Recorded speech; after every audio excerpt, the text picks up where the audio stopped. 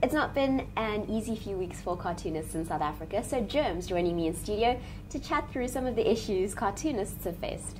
Thank you so much for joining me.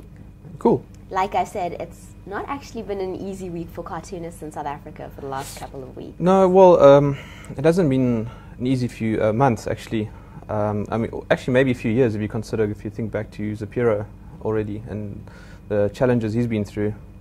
But it seems to be, of late, piling up in sort of one little cluster. Right, but let's chat a little bit about the EWN cartoon, because I know that you had a bit to say about it.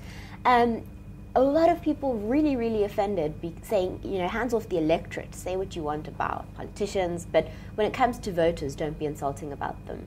What's your take?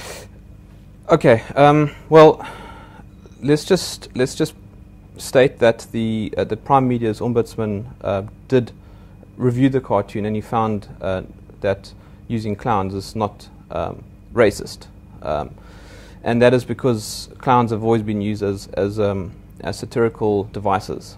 Now, having said that, I can understand that the cartoon might have been perceived to have been racist, but satire is all about perceptions.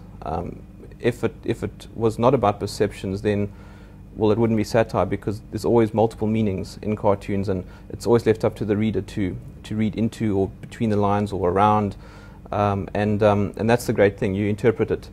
So when something, for example, is in poor taste, I might not have found it in poor taste, but you might have, and that's about the perception.